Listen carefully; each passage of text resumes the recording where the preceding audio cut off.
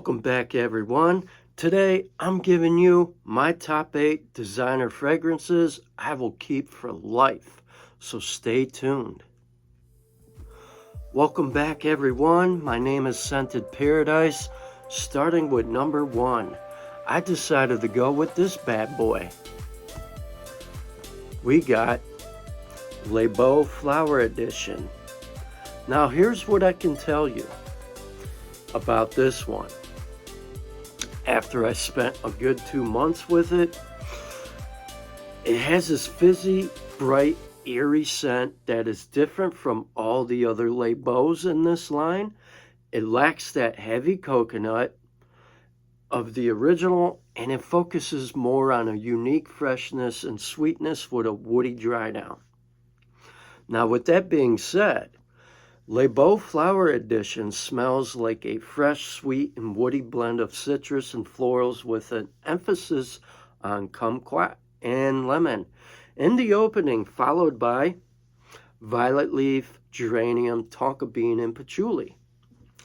Now, this fragrance is best described as a fresh and sweet, vibrant opening that mellows into a pleasant, sweet base. The freshness here is blended with the green, slightly soapy and powdery scent of violet, rosy, herbal notes of geranium.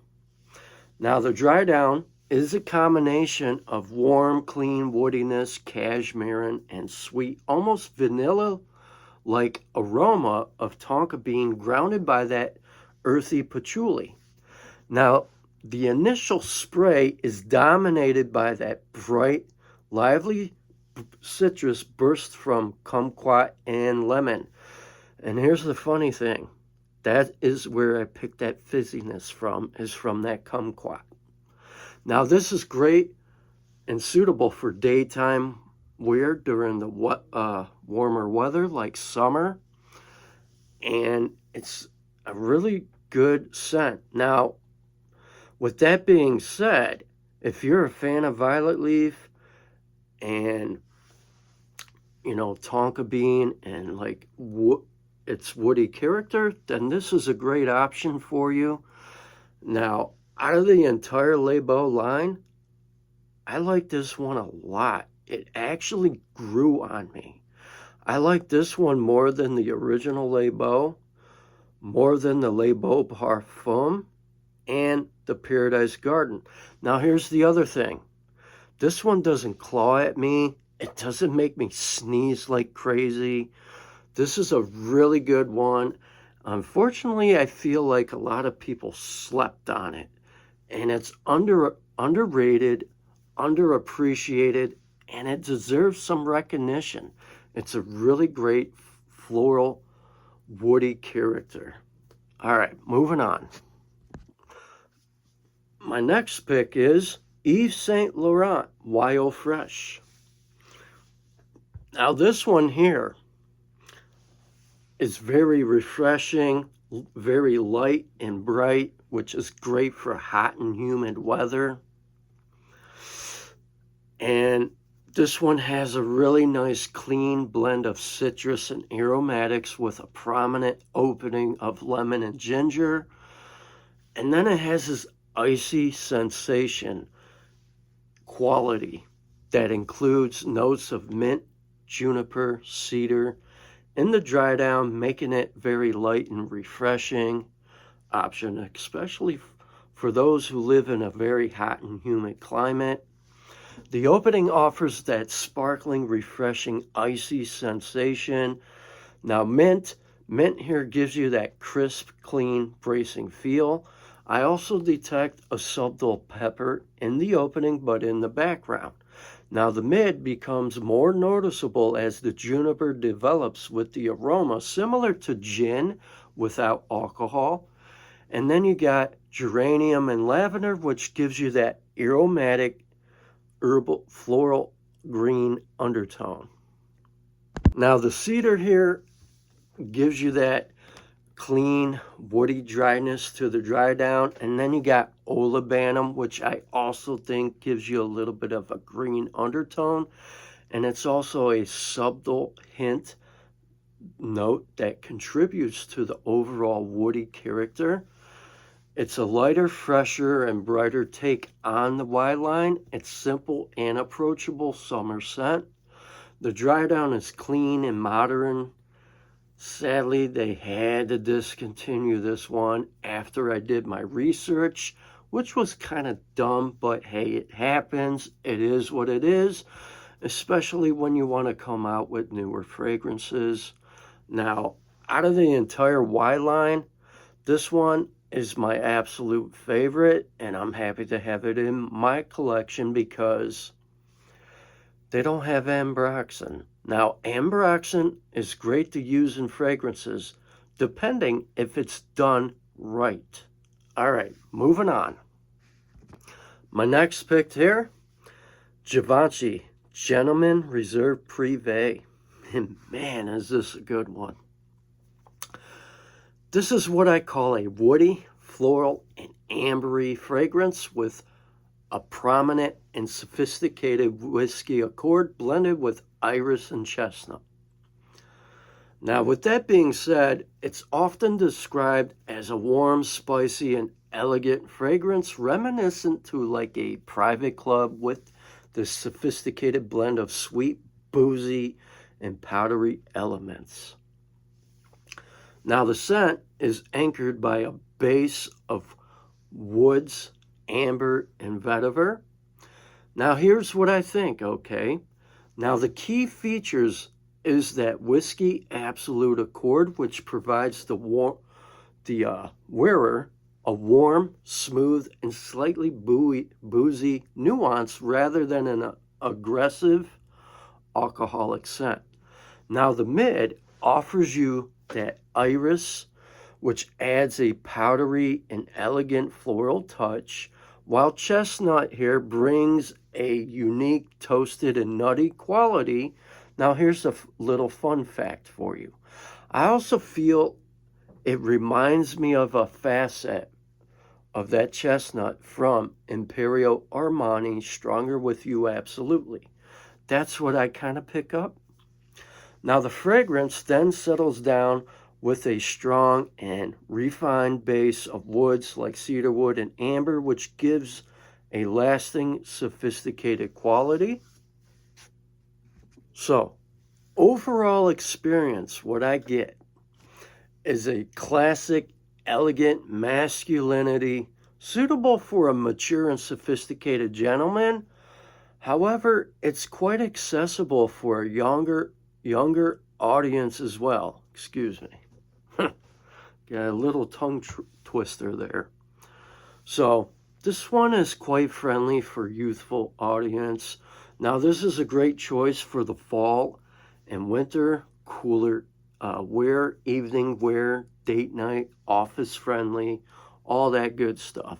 It has decent projection, sillage, and decent longevity as well.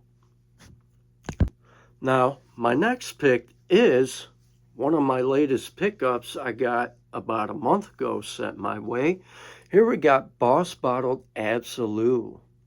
And this is something I would consider the boss of all bosses. And that is because it's a sophisticated, masculine, and smoky scent transitioning from strong opening of incense leather to a more richer, warmer base of cedarwood, patchouli, and myrrh. It features a deep sweetness described as having a dense sweetness and a dry down that becomes earthier and smokier, making it a bold and long-lasting option for cold weather, like the fall, autumn, and winter evenings as well. Makes a great date night scent, office friendly, and all that good stuff. Now, it definitely is a mature and confident scent that is a step up from the original Boss Bottled. The combination of incense and leather creates a smoky and sensual, slightly dark vibe. The fragrance here has that rich sweetness with notes of patchouli, providing you an earthy dark quality and a smoky incense that becomes more ashy in the dry down. That's why I like this one. Now, it has strong projection and long-lasting performance, making it suitable for cooler weather, evening events, some office wear, and casual application as well. Next pick is Versace Dylan Blue. This is like a really huge hit for me. I remember when this came out, I bought it. And even back then, I wasn't even doing what I'm doing today on YouTube. This is such a beautiful fragrance. And this is a small bottle. I need to get a backup bottle. Very, very nice for a blue fragrance with a smoky dry down. Beautiful fragrance. Now, here's what I think. And I'll be honest. This is what I call a shower gel fresh scent, like stepping out the shower. It's a masculine aquatic and fresh scent with a citrusy bergamot, grapefruit, aquatic notes, a spicy hint of black pepper, and an earthy, smoky base of patchouli, incense, and musk. Now, it opens with that shower gel vibe, developing into a fresher scent with spicy and woody undertones, making it a versatile and popular choice. What I find interesting is the fresh out the shower gel. Like I just stepped out the shower and then you just, you feel so fresh and clean. Now this is suitable for various occasions and it performs very well in hot heat. And it shares similarities with other popular fresh and masculine fragrances on the markets. The combination of fresh and woody notes with a touch of spice and musk creates a strong, sensual, refined fragrance. It has decent sillage, decent longevity, and projection as well for a designer fragrance. All right, here comes another one. Here we got Versace Eros Energy. This one had to be in this. Why? Well, here's why. If you like Aventus DNA by Creed, you would like this. It's a beautiful freshie. Versace Eros Energy offers an intense citrus burst with a fresh, sweet, candy-like opening. Think of like lemon head candy that develops into a musky, woody, and aromatic dry down, reminiscent to what? Creed Aventus. And yeah, I kind of do pick that up. Now the initial impression is a juicy blend of lemon, blood orange, and lime, which later gives way to a heart of pink pepper, black currant, and a base of patchouli, musk, and oak moss. It's a fresh and modern fragrance with a strong citrus profile that becomes nuanced and more balanced and sensual as it settles. It has moderate projection, a moderate sillage, and it has decent performance. I give it a solid 7 hours, which isn't bad. And it's one of my go-tos for summer. I got this, probably back, I want to say probably in August, I think. Roughly in August, and I'm happy to have this. And I still like Versace Eros Parfum, but I like this one way more than that. And it's a great fragrance, and it's a really great citrus freshie for the summer, the spring, great for daily wear, works for many occasions, and it's youth-friendly, great for any age, any man, and anybody who appreciates that Creed Aventus DNA. It's similar, but not 100% or one-to-one, but I'm a fan of it. All right, moving on to my last pick. I just noticed I said last pick. I got one more after this one. So, my next pick here is from Louis Vuitton. We have Imagination. And I got this one probably, I want to say last month. And my brother had this one for the longest time. And ever since I smelled it, I've been a fan of it. Now, with that being said, just let this sink into your mind a little bit, okay? Talk about a scent that defines high quality freshness. Excuse me.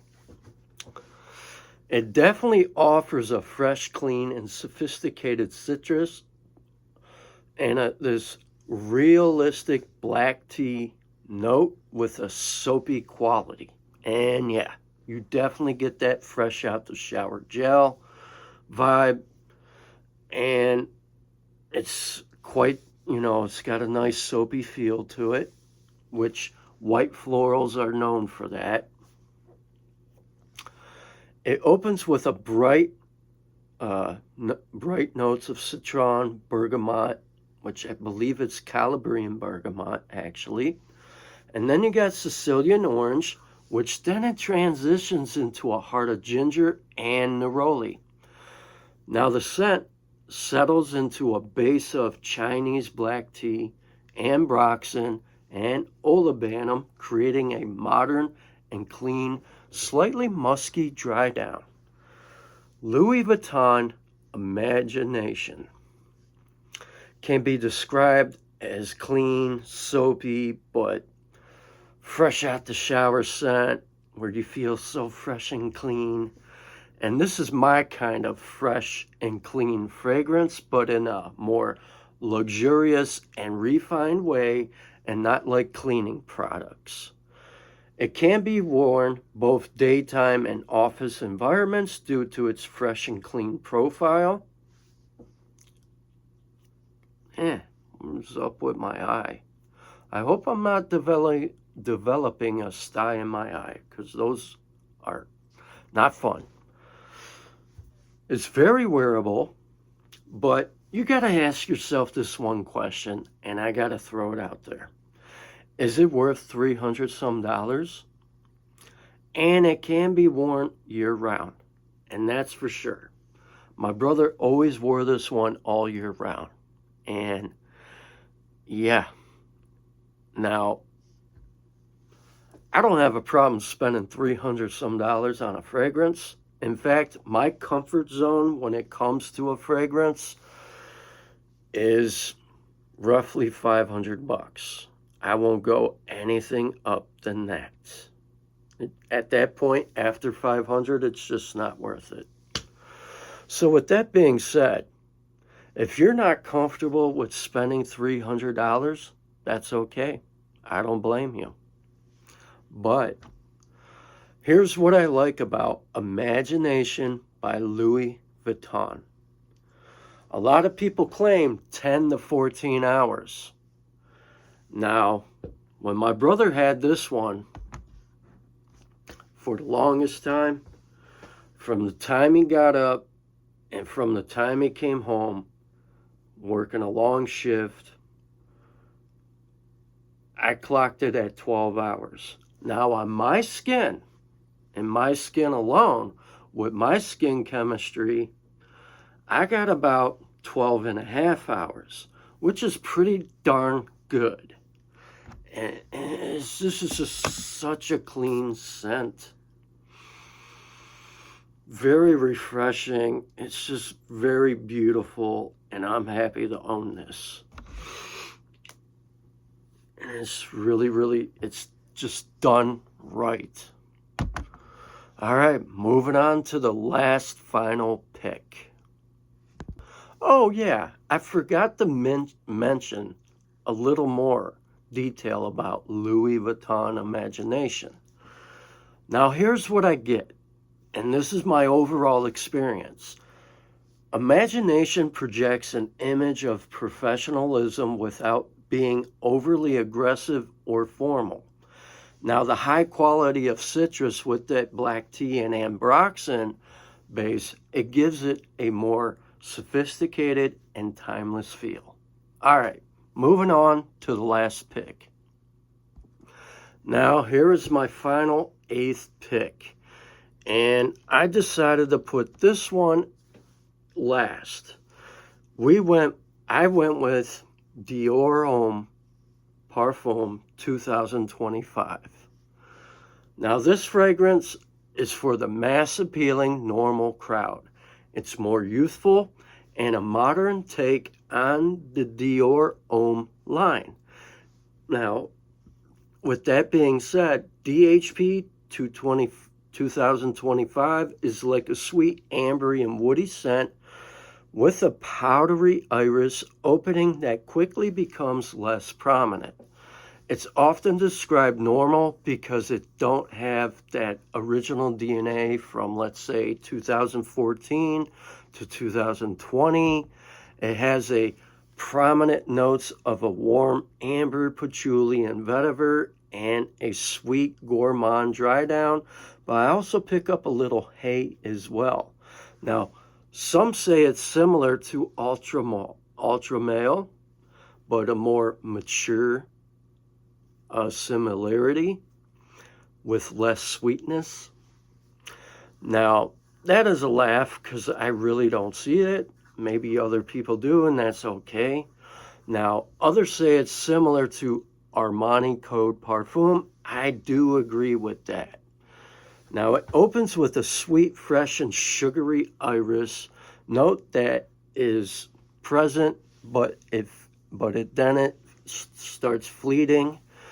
The ambery core with a prominent tonka bean-like sweetness, which is reminiscent to Armani Code. I absolutely agree, 100%. Now, this one is considered a warm, smooth, and modern fragrance. It's less complex and more subtle. Now, what is this fragrance for, and who would wear this? Well, it's for those who are youthful, modern, and it's an easy to wear designer scent.